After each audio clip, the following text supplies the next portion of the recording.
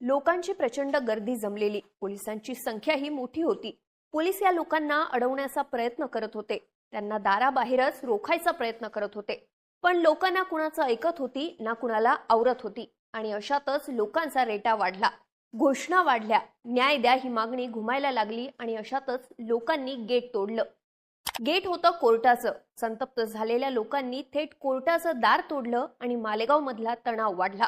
शुक्रवारी सकाळीच मालेगावमध्ये जनआक्रोश मोर्चा निघाला होता। या मोर्चाचा शेवट झाला तो नेत्यांनी केलेल्या भाषणानं, पण त्यानंतर चिडलेले लोक कोर्टाच्या दिशेनं गेले। पोलिसांनी त्यांना गेटवरच अडवल्यानं या नागरिकांनी गेट तोडून आत जाण्याचा प्रयत्न केला। हा सगळा राडा झाला मालेगावच्या डोंगराळे गावात चिमुरडीवर अत्याचार करणाऱ्या आरोपीला फाशीची शिक्षा देण्यात यावी या मागणीसाठी। पण शुक्रवारी नेमका काय राडा झाला, जमाव इतका चिडला त्याआधी गुरुवारी कोर्टात काय झालं, मंत्री दादा भुसे यांनी डीवायएसपी यांच्या बदलीची मागणी का केली, डोंगराळे प्रकरणातले सगळे अपडेट जाणून घेऊयात या व्हिडिओमधून। नमस्कार, मी दिव्या आणि तुम्ही पाहताय बोलबिडू। आता घटना काय होती तर रविवारी मालेगावच्या डोंगराळे भागात विजय खैरनार नावाच्या नराधमाने एका 3.5 वर्षाच्या चिमुकलीवर अत्याचार केला। त्यानंतर तिच्यावर धारदार शस्त्राने वार केले।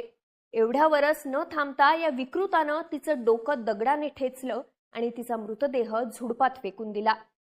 या चिमुरडीचा शोध घेणाऱ्या गावकऱ्यांना हा मृतदेह सापडला आणि संतापाची लाट पसरली। पोलिसांनी तपास करून रविवारी रात्रीच या आरोपीला ताब्यात घेतलं होतं, पण चिडलेल्या नागरिकांनी सोमवारी सकाळी हायवेवर रास्ता रोको आंदोलन केलं। या आरोपीला आम्ही शिक्षा देणार असं म्हणत लोक प्रचंड संतापली होती, कारण जिच्यासोबत हा चुकीचा प्रकार घडला तिचं वय कमी होतंच, पण आरोपी विजय खैरनार याने हे कृत्य केलं होतं कारण महिन्याभरापूर्वी त्याचा या पीडितेच्या वडिलांसोबत किरकोळ कारणावरून वाद झाला होता। आरोपी विजय खैरनारला 20 नोव्हेंबरला कोर्टात हजर करण्यात येणार होतं। ही बातमी लोकांना समजली आणि हळूहळू मालेगाव मधली परिस्थिती बदलायला सुरुवात झाली। मालेगाव शहर आणि सगळ्या तालुक्यामधून अनेक महिला बाहेर पडल्या आणि कोर्टाच्या आवारात पोहोचल्या। तिथे एकत्र जमल्यावर त्यांनी पोलिसांच्या गाडीला घेराव घातला आणि आरोपीला ताब्यात द्या, आमच्या दिदीला न्याय द्या असं म्हणत घोषणाबाजीला सुरुवात केली। पण या गाडीत आरोपी नाही हे समजल्यानंतर चिडलेल्या महिला आणि नागरिकांनी न्यायालयातच ठिय्या मांडला। अशातच मोसम चौकात नागरिक एकत्र आले आणि तिथे रास्ता रोको आंदोलनाला सुरुवात झाली। या सगळ्यात तणाव एवढा वाढला होता की पोलिसांनी न्यायालयाकडे आरोपीला व्हिडिओ कॉन्फरन्सिंगद्वारे कोर्टात हजर करू देण्याची विनंती केली।